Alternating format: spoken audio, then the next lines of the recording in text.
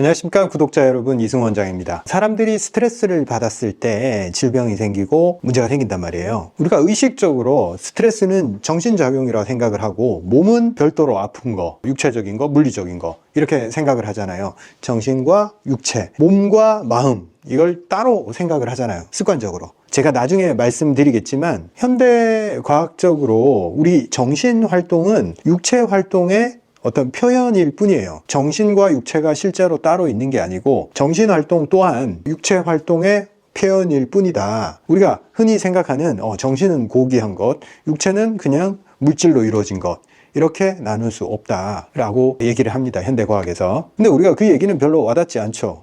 몸은 몸이고 내 생각은, 내 느낌은 기분 좋을 때 기분 좋고 어떤 종잡을 수 없단 말이에요. 내 마음도 내 마음대로 할 수 없다. 어떤 통제하기 힘든 그런 종류의 어떤 활동으로 치부하고, 그리고 몸에 대한 문제는 육체적인 문제고 현실적으로 눈에 보이니까 이거는 치료를 하든 어떻게 하든 처리할 수 있다, 이렇게 구분지어서 생각하는 게 습관이란 말이죠. 현대 정신과학에서 정신의 활동은 절대 따로 분리된 게 아니고 육체의 활동일 뿐이다. 즉 똑같이 몸이 물리적 법칙이나 화학적 법칙에 의해서 움직이듯이 정신의 활동 또한 물리적 화학적 법칙을 벗어나지 않는다, 이렇게 얘기를 합니다. 재밌게도 1600년대에 살았던 스피노자라는 철학자도 똑같은 얘기를 합니다. 정신과 육체는 분리될 수 없다. 두 개의 단어로 존재하지만 그것은 같은 것을 지칭한다, 이렇게 얘기를 합니다. 그럼 우리가 되게 표현하기 힘든 어떤 감정 상태들 있잖아요. 제가 여기 적어놓은 일상생활을 하면서 느끼는 어떤 감정의 형태, 이런 정신활동이 몸과 분리될 수 없다면 이게 의미하는 바는 과연 뭘까?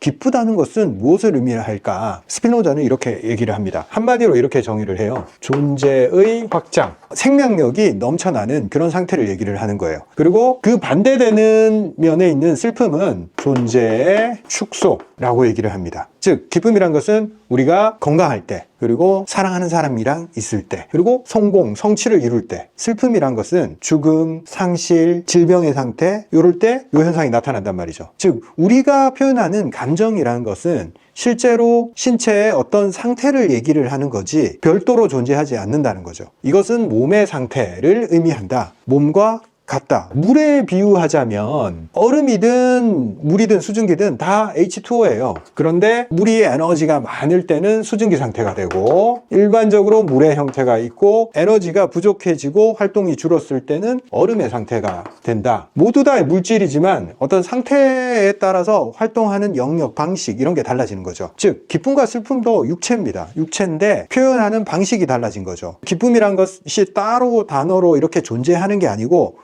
몸이 이렇게 평온한 상태, 확장된 상태, 에너지가 넘치는 그 상태를 지칭해서 이런 걸 다 종합해 보니까 혈관도 확장되고 동공도 확장되면서 기분이 좋아서 아드레날린이 나오고 혈액순환이 잘 돼서 손발이 따뜻해지고 편안한 마음을 느끼고 심박수가 안정이 되고 혈관이 확장돼서 쭉 혈액이 잘 통하는 느낌, 그리고 몸의 모든 근육들이 이완이 되고 안전하다, 불안하지 않다, 이런 감각을 느낄 때, 즉 몸의 많은 변화들, 긍정적 그 변화들을 모두 모아놨을 때 그 반응의 총합을 우리는 기쁨이라고 정의 내릴 수 있습니다. 동시에 많은 것들이 일어나서 하나하나를 구분해서 인지하지 못하지만 그 좋은 상태를 우리는 그냥 기쁨이라는 단어로 이렇게 적을 수 있는 겁니다. 이 기쁨 안에 들어있는 상태는 굉장히 몸의 여러 가지 반응들을 다 담고 있는 단어입니다. 우리가 평상시에 기분이 좋아, 기분이 나빠 이렇게 말하고 있지만 실제로는 몸의 상태가 이렇게 힘이 넘쳐, 힘이 줄어들었어, 에너지가 줄어들었어, 그리고 활동성이 높아졌어, 활동성이 낮아졌어. 물리적 현상으로 다 단어를 바꿔서 설명을 할 수가 있어요. 다시 말하지만 정신 상태가 따로 존재하는 게 아니고 우리한테는 몸 하나만 존재할 뿐입니다.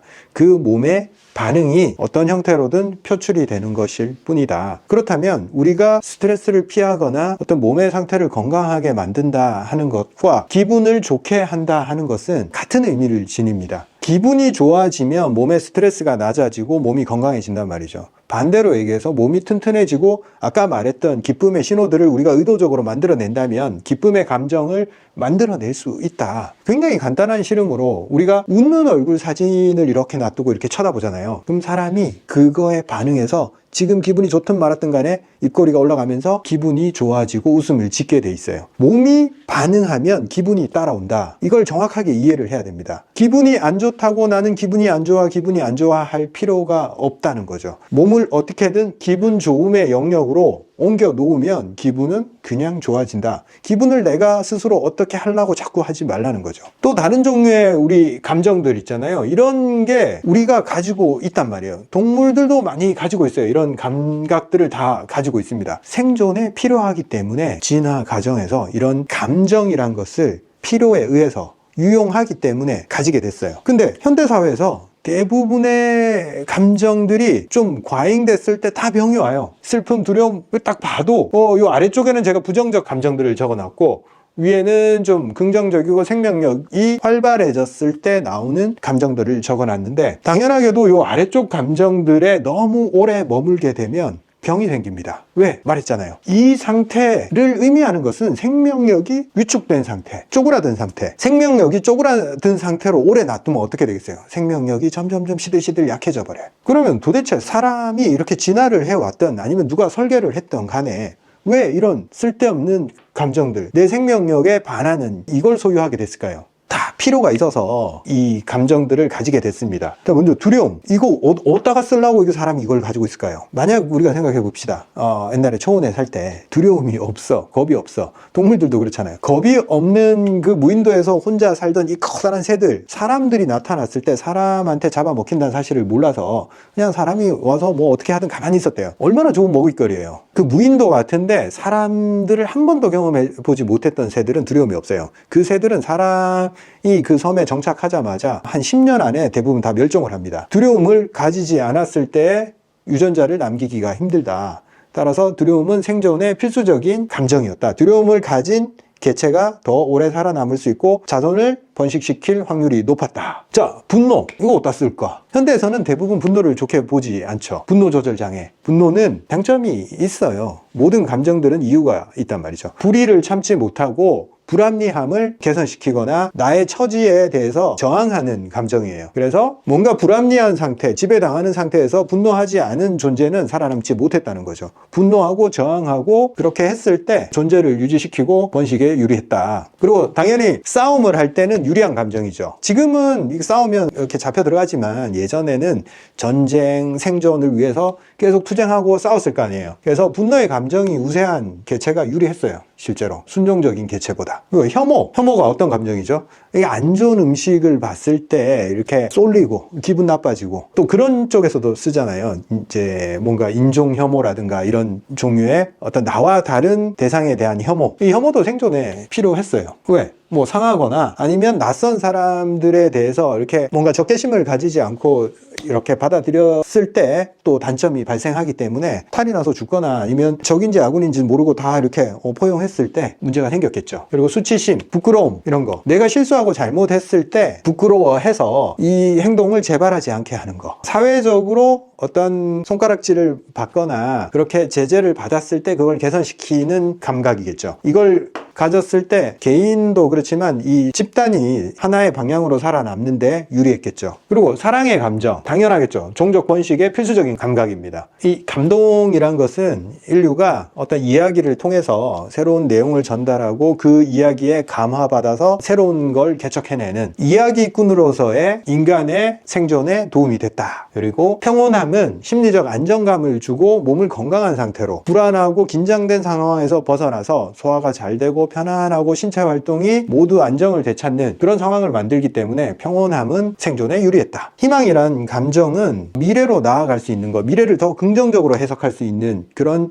가치죠. 당연히 미래를 더 부정적으로 해석하는 개체보다 미래를 희망적으로 해석하는 개체가 더 앞으로 나아가려는, 어려움에 굴복하지 않으려는 그런 성향이 더 강했겠죠. 생존에 유리했어요. 이 위에 있는 이 감각들은 사실 현대에 있어도 굉장히 유용해요. 저걸 통해서 몸을 건강하게 할 수 있고 내 유대관계, 주변 사회, 그리고 주변 사람들한테 좋은 영향을 끼칠 수 있는 아주 좋은 감각이죠. 근데 아래쪽에 있는 감각들은 어때요? 물론 필요해요. 근데 과잉되거나 지속시간이 길어졌을 때 몸이 무조건 문제가 생깁니다. 부정적 상태에 오래 머무른 몸은 생명력에 위축이 오기 때문에 결국 질병을 유발하게 되겠죠. 상황이 바뀌었는데 몸의 감각은 그대로인 거예요. 우리가 사바나 초원에서 살던 때의 인류랑 지금 이 빌딩 숲에 휩싸여서 아파트에 사는 이 인류, 사람들이랑 굉장히 밀집도가 높게 이렇게 살아가는 인류한테도 이 감정은 그대로 똑같이 남아 있습니다. 근데 상황이 변했잖아요. 조건이 너무 다르단 말이에요. 그래서 이 생존에 유리했던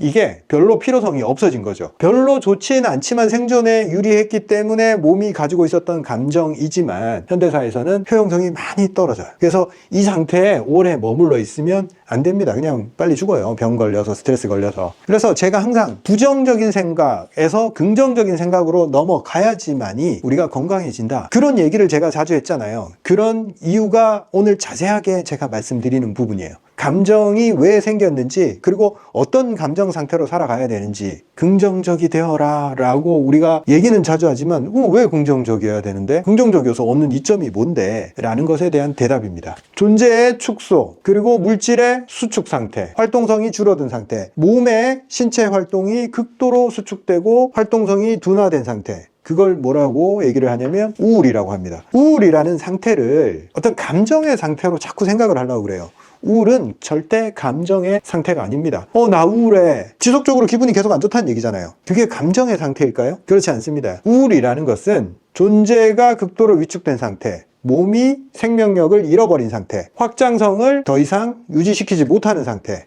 축소되고 축소돼서 나 이제 아무것도 안 할래. 삶에 의지가 없어. 살기가 싫어. 왜 사는지 모르겠어. 뭘 해도 재밌는 게 없어. 움직이기도 싫어. 손가락도 까딱하기 싫어. 사람들이 너무 싫어. 존재로서 우리가 당연히 살아가면서 행해야 될 모든 즐거움들은 다 사라져버린 상태예요. 왜 이런 상태가 만들어졌을까? 부정적 감정에 오래 머물러 있었기 때문이에요. 혹은 내 몸의 활성도를 끌어올리지 못했기 때문에 그래요.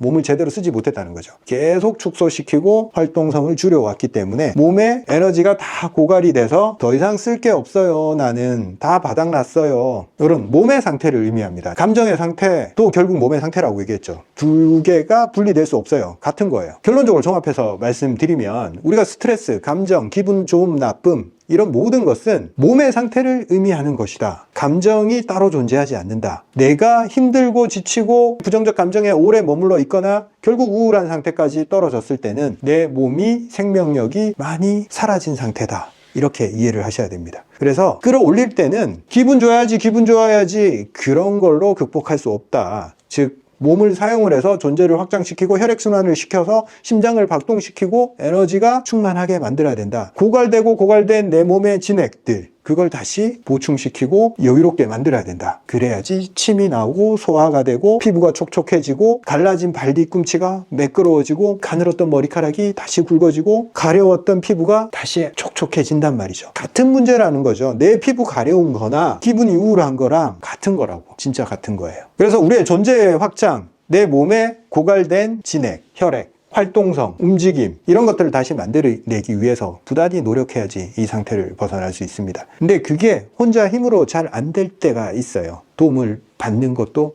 좋습니다. 제가 한의원에서 치료를 하고 제가 만든 제품들 모두 다 이런 방향성을 띠고 있습니다. 축소된 존재를 어떻게 하면 이렇게 세울까? 어떻게 하면 도와줄까? 제가 판매하고 있는 진액을 보충해주는 환, 그리고 환기비책, 기력을 올려주는 거 모두 다 그런 목적입니다. 근본적으로 딴 게 없어요. 제가 하고자 하는 것은. 한의원에 와서 한약을 쓰고 제가 약침을 쓰고 이런 것도 모두 다 기분을 좋게 하기 위함입니다. 기분을 좋게 한다는 것은 몸이 생명력을 되찾게 도와주겠다. 이 목적입니다. 저한테 와서 치료하라 이런 뜻이 아니에요. 내 몸에 대해서 내가 조금 더 이해를 하고 내 몸이 어떤 상태인지를 내 기분을 통해서 인지하고 파악하고 해결하려고 노력하자, 이런 뜻에서 오늘 말씀을 드렸고, 다음 시간에는 기쁨의 상태, 즉 우리가 최악의 상태, 이만큼 다운된 상태에서 결국 보고만 있어도 즐거운 상태, 떨어지는 낙엽에도 깔깔거리던 그 생명력이 충만한 상태로 돌아가고자 함이 곧 치료잖아요. 이건 도대체 어떤 상태를 의미하고 이쪽으로 가기 위해서는 우리가 어떻게 노력을 해야 될지 다음 시간에 또 재밌는 얘기로 찾아뵙도록 하겠습니다. 감정에 대해서, 우리가 스트레스를 다루기 위해서는 감정이 어떤 기전을 통해서 일어나고, 좋은 감정이 뭐고 부정적 감정이 뭐고, 그쪽으로 옮겨가기 위해서 어떻게 해야 되는지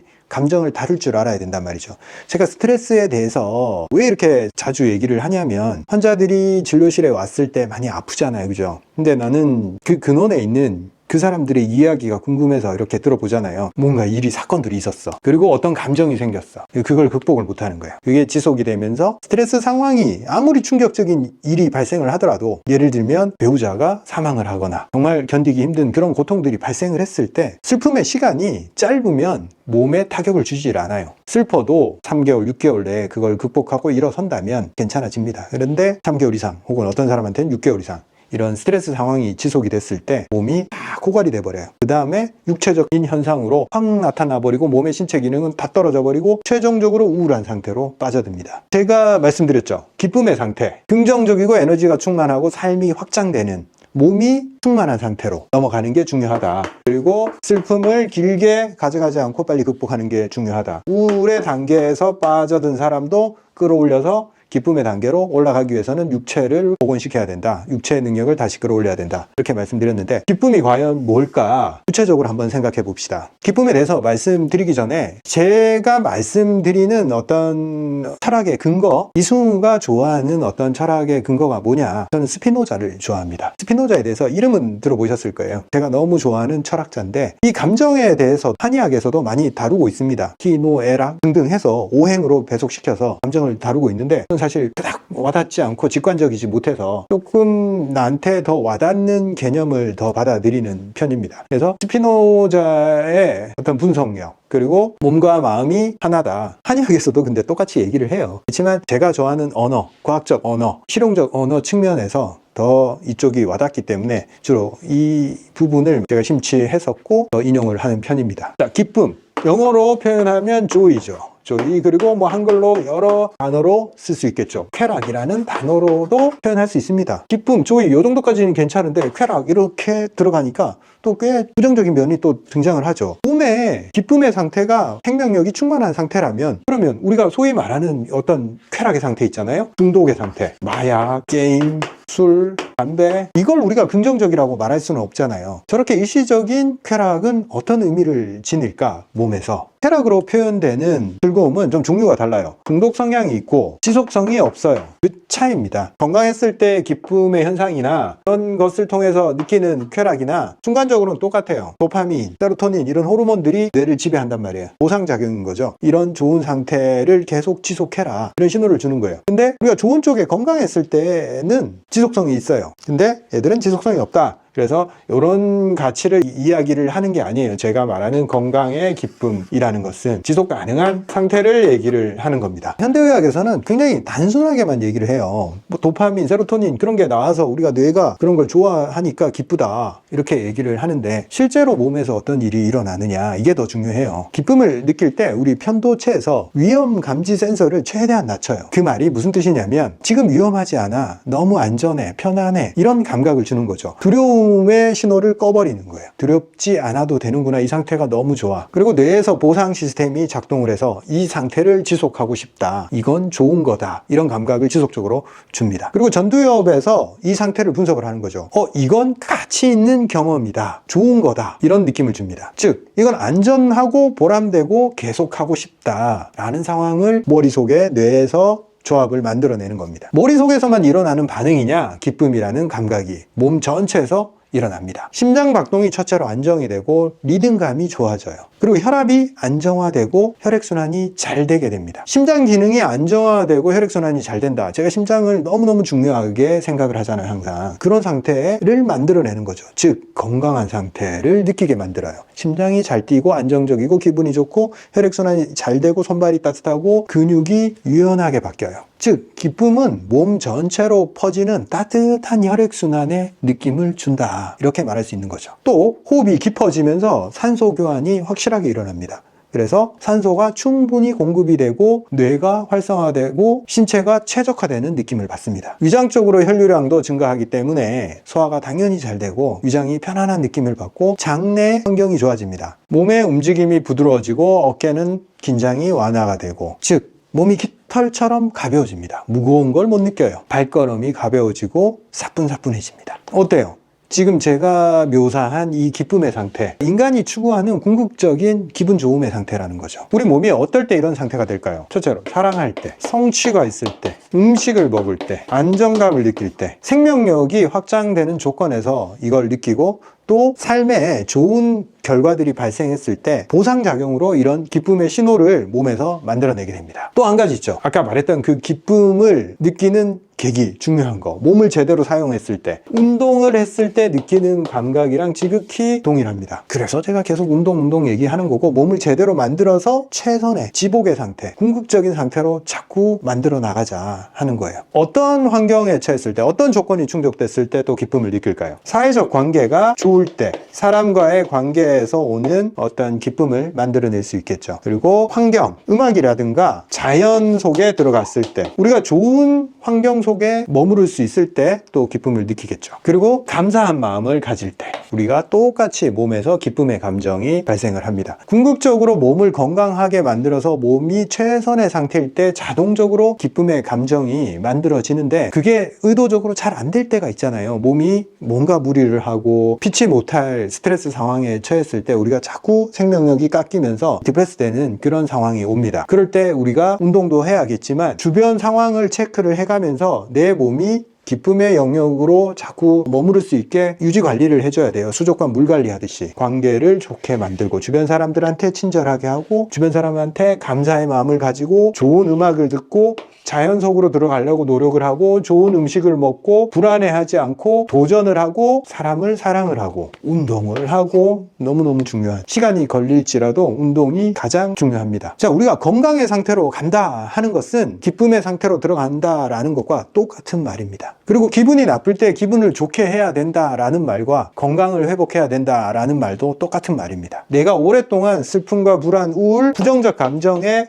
머무르지 않게 하는 거, 멀쩡하게 기쁘고 건강한 사람도 어떻게 해서 부정적 상황에 처할 수가 있어요. 다른 사람들이 어떤 비난을 했거나 좋지 않은 말을 했을 때 갑자기 바뀌어요. 감정이 그쪽으로 옮겨가면서 생명력의 위축이 일어나요. 별거 아닌 계기로 시작이 됐지만 결국엔 우울해지고 몸이 쇠약해져 버립니다. 조심조심 보호해줘야 돼요. 내 몸과 마음을 이 상태에 오래 머물 수 있게. 이런 것들을 모아 건강을 유지하는 겁니다. 그리고 이거 제 자랑은 아니지만 저한테 치료를 받고 저희 제품도 먹고 그런 분들의 피드백이 어떤 게 있냐면, 선생님 이거를 먹고 몸도 좋아지지만 기분이 좋아졌어요. 심리 상태가 좋아졌어요. 그걸 굉장히 많이 표현을 해요. 제가 예전에는 저도 이렇게 따로 분리해서 생각을 했어요. 20년 전에는. 그런데 점점 세월이 지나가면서 똑같이 자꾸 반복적으로 그 말들을 너무 자주 듣다 보니까 다른 게 아니구나. 결국 우리의 몸과 마음은 하나구나 라고 정말 진심으로 느끼게 됩니다. 우리 한의학에서도 몸과 마음을 이렇게 갖다 얘기를 하는데 그거 별로 안 와닿아요. 실제로는. 임상에서 계속 듣다 보면 정말 제가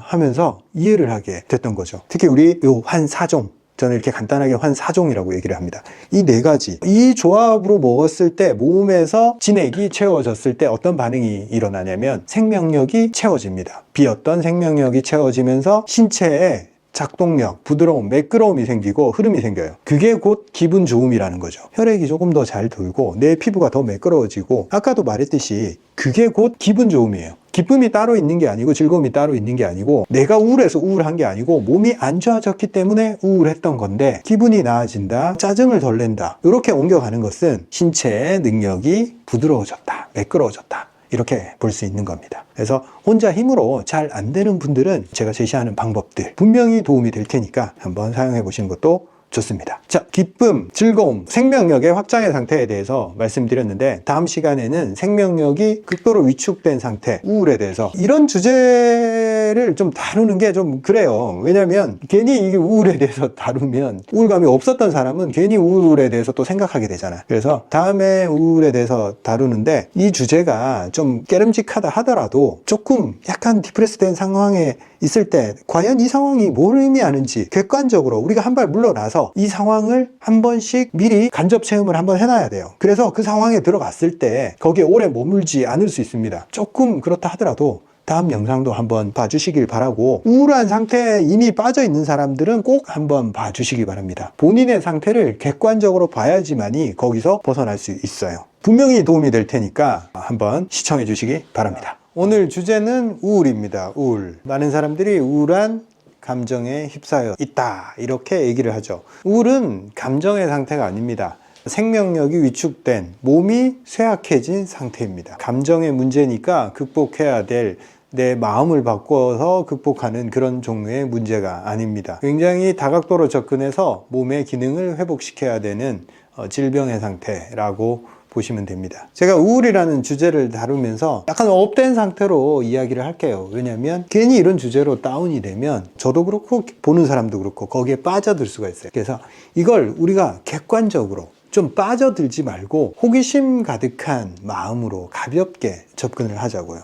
그래야지 이 문제를 심각하게 대하지 않고 해결할 수 있는 방법들에 대해서 우리가 머리가 돌아가게 되겠죠. 자, 우울에 빠진 사람들은 미래에 대한 기대가 감소해서 미래에 대해서 별 관심이 없어져요. 아무것도 하기 싫어져. 그냥 살아서 뭐하나 이런 생각에 빠져들게 됩니다. 그리고 생명력이 감소되고 에너지가 축소된 상태이기 때문에 자기 존재에 대해서 굉장히 부정적으로 바뀌게 됩니다. 나는 무가치한 존재야. 내가 이 세상에서 없어져도 세상은 그냥 잘 돌아갈 거야. 내가 이 세상에 존재하는 이유가 뭘까? 없는 것 같아. 그리고 정말 아무것도 하기 싫어지는 거죠. 에너지를 절약하다 그냥 정말 최소한의 행동만 하려고 합니다. 외부와의 관계 자체가 어려워지는 거죠. 관계를 할 때 에너지가 필요하고 외부와의 관계를 통해서 내가 에너지를 얻고 이렇게 해야 되는데 관계 자체를 그냥 단절을 시키기 시작합니다. 피곤해지는 거죠. 힘들어지는 거죠. 하나씩 얘기하겠지만 결론적으로 이 반대의 상태로 가면 조금씩 변화가 생깁니다. 무기력한 거 극복하려면 어떻게 해야 돼요? 움직여야 돼.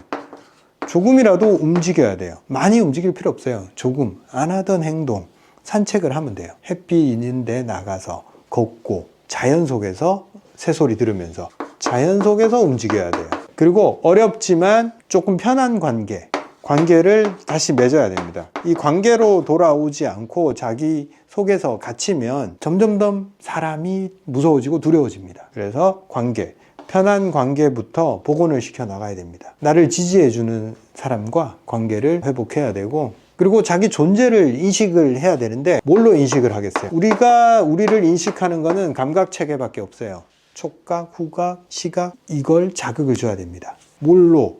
보고, 듣고, 맛보고, 만지고, 이런 행위들을 자꾸 해야 됩니다. 좋은 거 봐야겠죠. 자연산, 새소리 듣고, 신선한 음식 먹고, 돌이나 나무 같은 거 있죠. 자연 상태에 가서 흙이나 이런 것들, 내 감각을 깨울 수 있는 그 촉각, 그 감각을 다시 해주면 내가 살아있구나, 이런 느낌을 자꾸 자각이 됩니다. 자연스럽게 접촉에 의해서. 가만히 있으면 내가 살아있는지 죽었는지 도저히 알 방법이 없어요. 그래서 내가 살아있다는 사실을 느끼기 위해서는 보고, 듣고, 맛보고, 만지고, 살아있구나, 이렇게 다시 감각을 일깨워야 됩니다. 우리가 기쁨의 상태에서 심장이 안정되게 뛰고, 혈압이 안정화되고, 혈액순환이 잘 되고, 손발이 따뜻해지고, 소화가 잘 되고, 피부가 매끄러워지고, 숨이 깊게 들어가고, 기억력이 좋아지고 신체 활동이 최적화가 된다고 말씀드렸잖아요.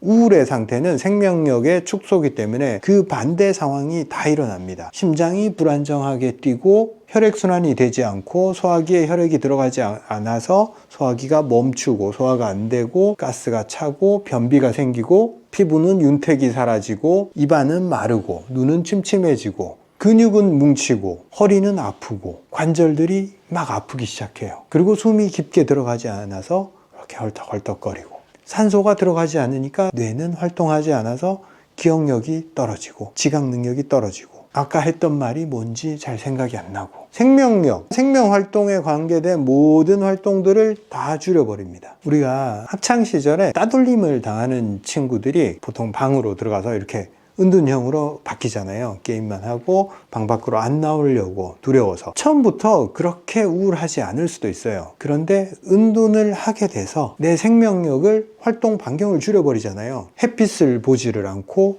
방 안에 그 활동해봐야 얼마나 활동하겠어요. 활동이 줄었고, 그리고 수면 리듬이 엉망이 되고, 생명력을 자꾸 축소하는 방향으로 장기간 그렇게 머물러 버리면, 그런 은둔하는 친구들도 처음에는 그렇게 우울하지 않아요. 그런데 최종적으로는 거의 다 우울해집니다. 우울해져서 은둔한 게 아니고 은둔을 하면 우울해집니다. 그런 환경에 오래 노출이 되면. 독방 같은 거잖아요. 햇빛을 쬐지 않고 활동을 안 하고 수면이 엉망이 되고, 햇빛에 노출되지 않으면 수면은 당연히 엉망이 돼요. 운동을 하지 않아도 엉망이 되고, 결국 수면 장애는 은둔하는 순간 따라와요. 그 영화 같은 데 보면 이렇게 너무 문제를 일으키는 그 사람을 이 감옥에서 이렇게 단체방에서 독방으로 벌칙으로 뭐 일주일씩 이렇게 가둬버리잖아요. 그러면 사람이 맥이 다 풀려서 나옵니다. 그냥 에너지가 확 다운이 돼서 까불래야 까불 수가 없는 상태가 되는 거죠. 제가 자주 말씀드리잖아요. 우리가 삶에서 어떤 상황에 처했건 간에 그 상황에서 우리가 배울 점이 있다. 긍정적인 부분이 있다. 그런데 과연 이 생명력의 위축인 우울한 상황조차도 나한테 쓸모가 있을까? 나한테 긍정적인 면이 있을까? 나한테 어떤 던지는 메시지가 있을까? 곰곰이 생각해 봐야 됩니다. 이건 무조건 나쁜 거니까 이건 없어져야 되고, 난 정말 안 좋은 상태에 있으니까 여기서 배울 점은 없고 나는 최악이야 라고 거기서 끝내야 될까요? 그렇지 않아요. 우리 삶에서 다가오는 시련은 항상 의미가 있어요. 그리고 이 생명체가 우울한 상황을 이렇게 지속시키는 이유는 신호를 주는 겁니다. 에너지가 고갈이 되고 신체가 바닥이 났는데, 만약 거기서 계속 흥분하고 기분 좋고 에너지 확장 정책으로 계속 갔을 때 남은 걸 다 빼서 써버린단 말이죠. 그래서 그냥 홀라당 다 태워먹고 끝나는 거예요. 극도의 에너지 절약 모드에 빠져든 겁니다. 휴대폰이 1%, 2%, 3% 이렇게 남으면 어떻게 돼요? 갑자기 화면이 어두워지죠. 너 곧 꺼질 거니까 너 다 죽었어. 그러니까 최소한의 상황만 남겨놓고 나머지 에너지는 다 줄일게. 조심해. 라는 신호를 주는 겁니다. 우울한 상태는 우리 몸의 에너지가 한 3% 남았다 이렇게 그냥 생각합시다. 그 신호를 몸이 주는 거예요. 절전 모드에 들어간 거예요.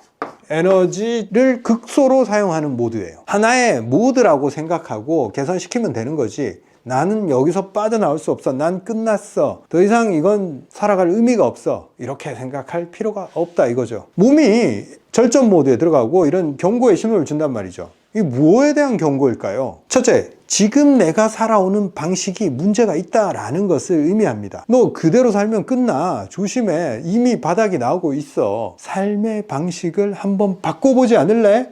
라는 메시지를 주는 겁니다. 여기서 얻어야 되는 거죠. 우리가 힘겨운 이런 상태에 있다 하더라도 삶이 나한테 주는 메시지를 받아 먹어야 돼. 아, 내가 지금까지 살아온 방식, 난 산다고 열심히 살았는데 결국 에너지 고갈 상태로 빠져드는구나. 이런 건 좋은 삶의 방식이 아니구나. 재설정, 리셋하고 나 다시 한번 다른 방식의 세팅을 한번 해보자 라는 기회를 주는 거죠. 내가 만약 평탄하게 잘 살아왔다면 이 삶이 주는 의미에 대해서 깊게 고민할 시간이 있었을까요? 내가 극도로 이렇게 안 좋은 상태에서 빠져들었을 때 삶의 성찰이 일어나는 거죠. 깊이 고민하는 거죠. 그래서 더 삶에서 본질적인 부분이 뭘까? 내 생명력을 일깨울 수 있고 생명력을 모아갈 방법은 뭘까? 라고 고민하게 되겠죠. 그리고 삶의 우선순위에서 밀렸던 내 몸, 고갈되는 삶을 살았던 그 인생들, 나는 열심히 산다고 살았지만 그게 잘못된 걸 수도 있어. 좀 보호하고 아끼면서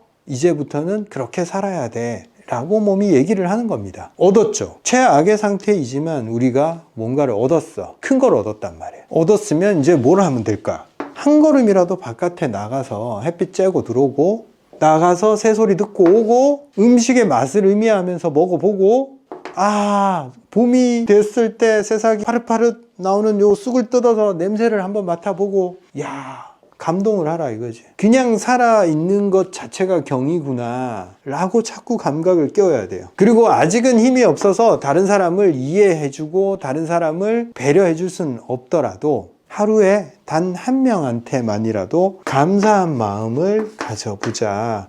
쉽지 않겠지만, 세상이 다 내 편이 없는 것 같고 그렇겠지만 누군가는 감사하단 말이에요. 사람은 혼자 살 수 없잖아. 내가 이렇게 서 있는 것도 누군가의 도움을 받고 누군가가 나를 위해서 뭔가를 해줬기 때문에 이렇게 있을 수 있단 말이에요. 그 누군가한테 감사하자고요. 그 감사해서 긍정적인 에너지가 생기고 기쁨이 생기고 연습이 되고 그렇게 돼요. 한 번, 두 번 한다고 이런 게 되는 게 아니고, 우리 몸의 감각이란 것은 반복해서 계속 주입을 해줘야 됩니다. 우리 몸의 의식이라는 거, 자라는 개념, 나라고 인식하는 이 주관적 감각, 이게 뭘까요? 가만히 생각해 보세요. 나라고 정의 내리는 존재는 어디서 태어났고 누구의 아들이고 어떤 학교를 다녔고 어떤 경험을 했고 어떤 생각을 가지고 살아가고 있고, 그런 게 나예요. 나로 정의하는 거. 즉 별거 없어요. 기억의 합이에요. 경험의 합이고 대단한 거 없어요. 나라고 정의하는 게 뭐 인간의 영혼이 어쩌고저쩌고 그런 거는 과학적으로 존재하지 않고 실제로는 경험의 합이다. 이건 제 얘기는 아니고 스피노자가 하는 얘기입니다. 나를 바꾸기 위해서는 내가 처해 있는 환경, 즉 나를 부정적으로 인식하는 거, 부정적인 경험의 합인 거예요. 부정적인 기억들, 학교 다닐 때 왕따 당했고 친구들한테 무시당했고 외모가 어떻고 흙수저가 어떻고 그렇게 정의하는 나 자신, 그거의 합입니다. 나를 그렇게 규정하고 있는 거죠. 부정적 인식으로 가득 차 있기 때문에 나의 존재 가치에 대해서 부정적이에요. 이걸 바꾸기 위해서는 경험과 기억을 바꾸면 간단하게 바뀌어요. 근데 내가 30년, 40년, 50년, 60년 살아오면서 형성된 이 긴 기억과 경험을 덮어내려면 최소한 5년, 10년 치의 긍정적 경험이 있어야지 부정적 경험 한 20, 30년 치랑 한번 붙어볼만 하잖아요. 왜? 최근의 기억이 더 생생하기 때문에 10대 1이라도 싸워볼만 해요. 10년치 기억을 1년치 긍정적 기억으로 한번 붙어볼만 해요. 내가 꾸준히 1년간 긍정적인 감각들, 경험들, 운동, 그걸 쌓아 나갔을 때 점점 나 자신이, 내 자아가 긍정적으로 바뀌어요. 한순간에 바뀐다는 그런 말도 안 되는 생각을 가지면 다 실패해요. 왜? 경험의 합이고 기억의 합인데 10년 동안의 부정적인 그런 상황을 어떻게 내가 마음먹은 한 달 혹은 3일 그런 걸로 이겨낼 수 있을까? 못 이겨내죠. 최소한 붙어보려면 10대 1로 붙어야 돼요. 내가 10년간 부정적으로 살아왔다면 1년은 노력을 해야 돼요. 1년 노력하면 거짓말 안 하고 사람이 바뀌어요. 최신 기억이 더 생생하기 때문에 최신 업데이트 위주로 돌아가요, 사람은. 아직도 윈도우 97 쓰는 사람들 있잖아요. 그거 가지고는 현 시대에 맞지 않아요. 지금은 윈도우 11을 써야 된다는 거죠. 새로운 운영체제를 깔아라는 거죠. 새로운 지식을 업데이트하고 받아들이고 리뉴얼을 하라는 거지. 뭘로? 긍정적인 경험으로. 이런 움직임과 감각 보고 듣고 내가 느끼는 경험을 쌓아 나가고, 그리고 데이터를 업데이트 해야 되잖아요. 뭘 해야 되겠어요? 책을 봐야 됩니다. 책을. 이걸 하지 않으면 절대 내 머릿속에 있는 운영체제가 업데이트 되지 않아요. 구식이란 말이죠. 예전에 형성된 거, 내가 5살, 6살, 7살 초등학교 저학년 때 형성된 그 운영체제 가지고 대부분 살아가요. 업데이트를 끝까지 안 하는 사람들이 있어요. 지도키도 책을 안 읽어. 운영체제를 업데이트할 방법은 다른 건 없어요. 유튜브 백날 봐보세요. 운영체제가 업그레이드 되나. 책을 단 한 권이라도 좋으니까 읽어야 됩니다. 자, 오늘은 우리가 부정적 주제인 우울에 대해서 다뤄봤습니다. 그렇지만 아시다시피 배울 점이 있다 이거죠. 우린 인생에서 계속 배워나가야 됩니다. 시련과 고통이 다가올지라도 계속 업데이트하면서 계속 수정해 나가면서 방향을 찾아 나가는 거예요. 삶은 그 과정인 거지 어떤 경지에 오르고 어떤 위치에 도달하고 이게 삶이 아니에요. 목표가 어디에 도달한다고 이루어지는 거 줄 알았어, 저도. 근데 저도 살아보니까 아니고 내가 많은 사람들을 대하잖아요. 정말 나처럼 많은 사람을 경험한 사람이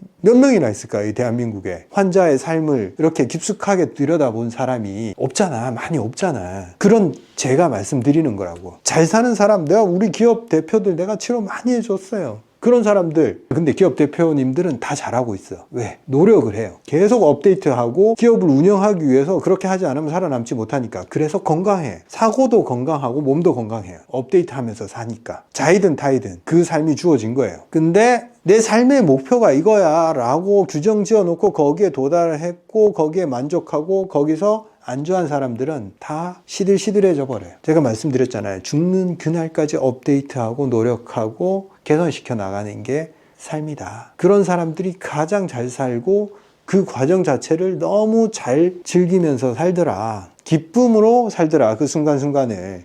우리가 지금은 고통을 감내하고 재미없고 우울하니까 이거는 내가 기쁨으로 나아가기 위한 참고 견뎌야 되는 그런 과정이다. 천만의 말씀. 내가 우울하든 말든 지금 이 과정도 흐름이고 이 과정도 한 단계 나아가는 그 즐거움이 있는 거예요. 이 밑바닥이라고 즐거움이 없다가 아니지. 밑바닥이지만 그 윗단계가 있잖아요. 골로 가는 거, 그 과정 자체가 즐겁다 이거죠. 그래서 건강했던 과거의 나 혹은 건강한 이 옆에 있는 사람들, 건강한 연예인들 이런 거 보면서 나 자신을 비난하지 말라고. 비교하는 순간 나는 최악이 된단 말이에요. 그렇게 하지 말고 어제 나보다 나아진 오늘, 이게 얼마나 즐거운 일인데 여기에 집중을 하고 그것 자체를 즐겨라. 그것 자체가 전부다. 결승선 같은 건 없다. 이렇게 생각하면서 좀 내가 너무 아프고 힘들고 우울하더라도 그냥 바꿔야 돼. 긍정적으로. 내가 진료실에서 환자들이 다 아픈 상태니까 엄청나게 부정적 얘기들을 많이 하잖아요. 나는 그거에 침범당하지 않게 굉장히 강하게 유지하려고 노력을 합니다. 내가 그거에 주파수가 맞춰서 내 에너지가 낮아지면 안 되기 때문에 나 자신을 보호해 가면서 그래도 들어주면서 이해해주고 방향을 제시를 해드립니다. 힘들더라도 어떤 상황에서든 진료실에 와서도 내가 아픈 거, 부정적인 거 얘기를 하더라도 표정을 웃으면서 얘기하고 앞으로 나아질 거라는 희망에 대한 얘기를 나누는 게 좋아요. 불안해하지 마세요. 선생님 진짜 나을 수 있죠? 선생님 진짜 나을 수 있죠? 이렇게 100번 묻는 것보다 나을 수 있다는 희망이 생겼어요. 나을 거라고 굳게 믿습니다. 이런 방식이 낫습니다. 본인 인생을 위해서. 오늘 우울이라는 주제에 대해서 얘기했는데 상당히 재밌었어요. 제가 이제 오늘 얘기하면서 생각보다 굉장히 어두운 주제지만 전 재밌게 잘 풀어냈다고 생각을 하고 있습니다. 감사합니다. 다음 시간에 뵙겠습니다.